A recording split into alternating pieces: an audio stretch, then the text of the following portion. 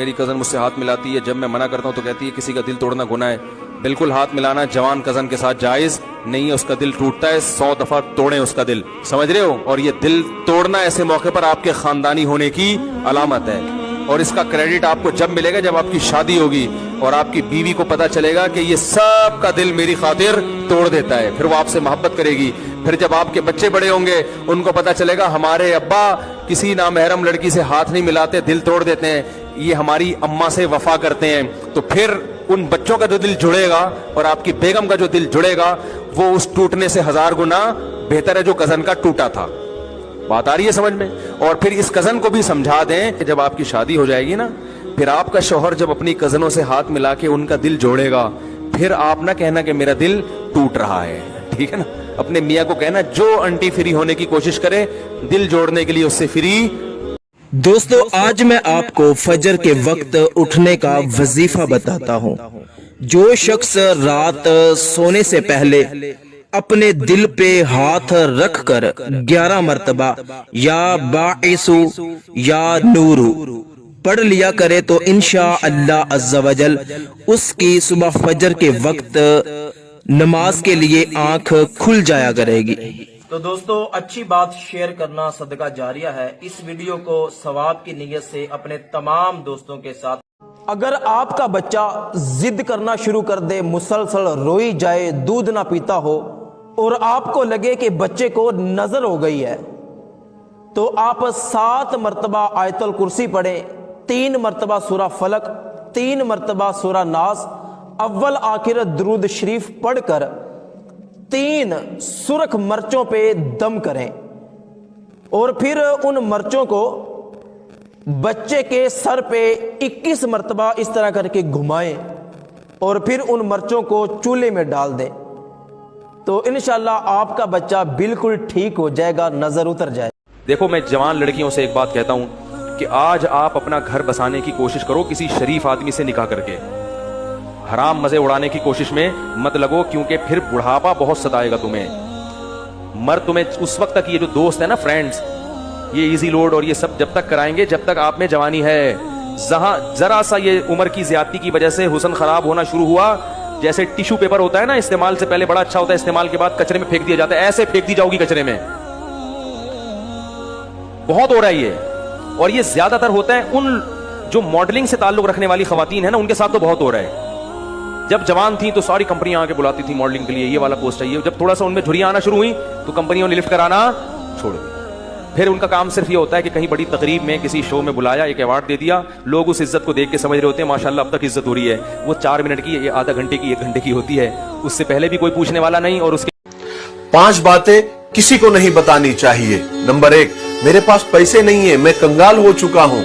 یاد رکھیں پھر لوگ آپ پر بھروسہ نہیں کریں گے اور نہ آپ کی مدد کریں گے، کیونکہ لوگ آج کل اسی کی مدد کرتے ہیں جن کے پاس پیسے ہیں۔ آج کے زمانے میں تو کنگال آدمی کی عزت بھی نہیں ہوتی۔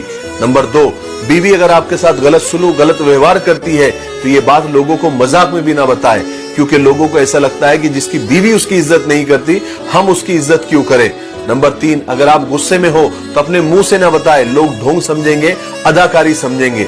نمبر 4، آپ کا فیوچر پلان کیا ہے، آپ آگے کیا کرنے والے ہیں، پیسے کیسے کمانے والے ہیں، کیا پلاننگ ہے۔ لوگ آج کل بہت چالاک ہو گئے ہیں، آپ کے شروع کرنے سے پہلے وہی کام شروع کر دیں گے۔ نمبر 5، آپ کا دھن کتنا ہے اور کہاں کہاں پڑا ہوا ہے، کیونکہ مانگنے والے کھڑے ہو جائیں گے، جلنے والے کھڑے ہو جائیں گے۔ آپ نے سنا ہوگا بند مٹھی لاکھ کی۔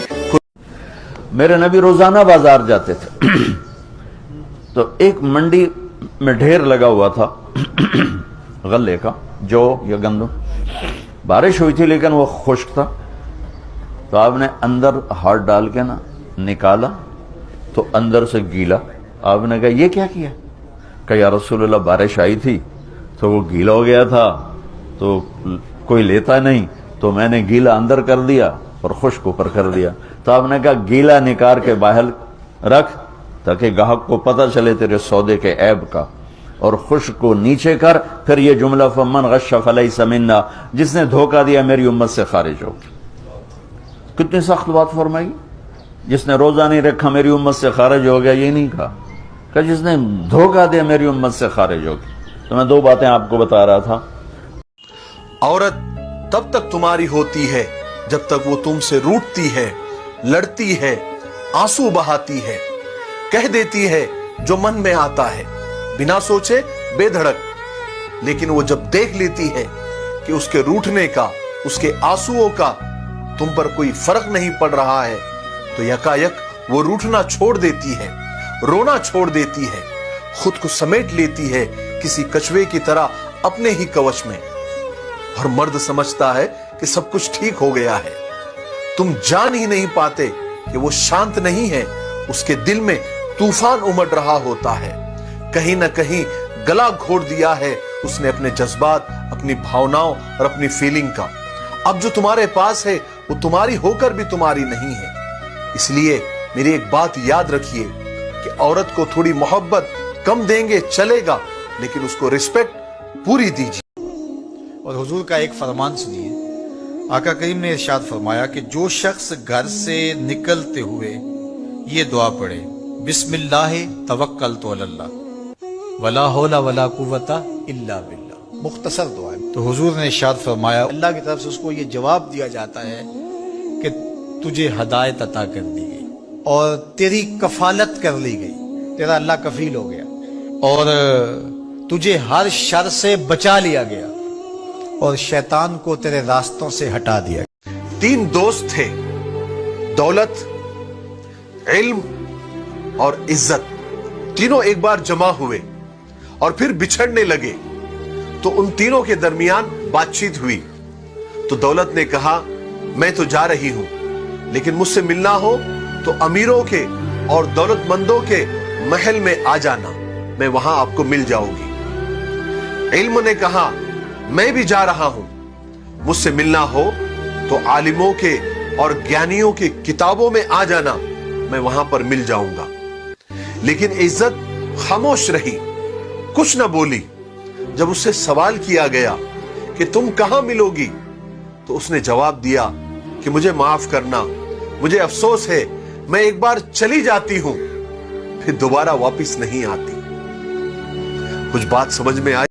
हुजूर ने फरमाया कि हर जुमे के दिन मेरे ऊपर कसरत के साथ दरूद पढ़ा करो, क्योंकि ये यौम मशहूद है, इस दिन फरिश्ते हाजिर होते हैं। तो जुमे के दिन कसरत के साथ बाकी दिनों की निस्बत मेरे ऊपर।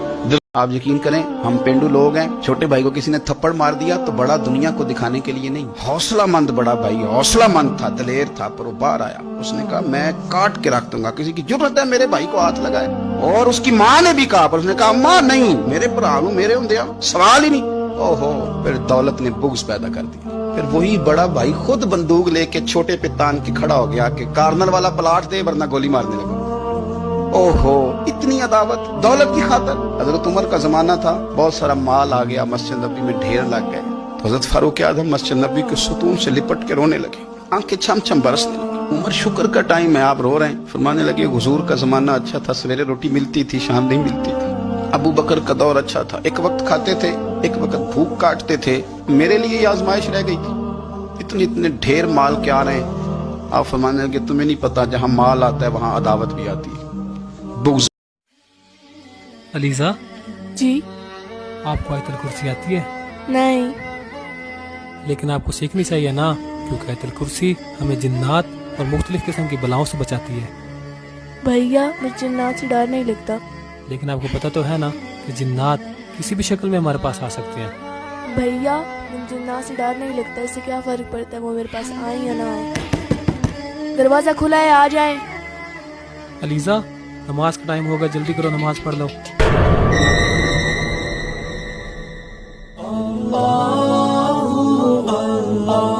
भैया मुझे आपसे आयतल कुर्सी सीखनी है।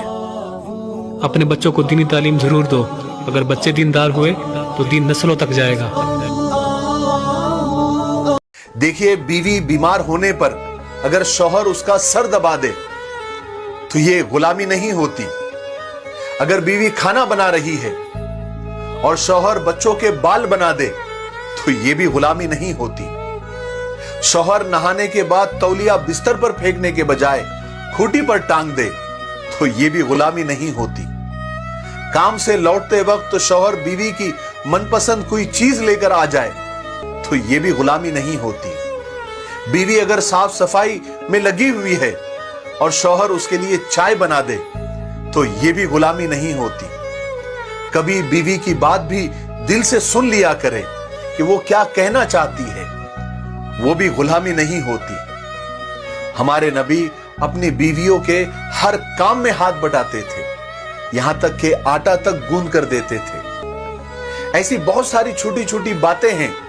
नमाज में दिल लगाने का वजीफा, या अल्लाहू या गफूरू या कादरू।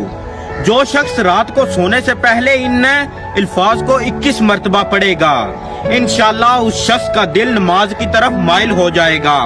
और अगर पोस्ट पसंद आई हो तो इसे आगे भी शेयर करें, यह सदका जारिया है। मेरी बात गौर से सुनो, दुनिया का सबसे बड़ा रिश्ता खामिद और बीवी है। सबसे मुकद्दस रिश्ता माँ बाप है, लेकिन सबसे बड़ा रिश्ता खामिद और बीवी है। जब ये टूट जाता है तो पूरी नस्ल बर्बाद हो जाती है। इसलिए आपने जिंदगी गुजार के दिखाई। आप घर में झाड़ू दे रहे हैं, आप आटा गूंद रहे हैं, आप हज़रत आयशा को लुक़मे बना के खिला रहे हैं और हज़रत आयशा की दिलदारी के लिए फरमा रहे हैं, आयशा सुन्ना हदीस तबरानी की, आयशा इन्नहु लयुहव्विनु अलैयल मौत अन उरीतुकी ज़ौजती फिल जन्नह। आयशा, मुझे जब से पता चला है ना कि तू जन्नत में मेरी बीवी है, तो मुझे तो मरने का शौक लग गया है। अल्लाह की कसम हमें सिखाने के लिए।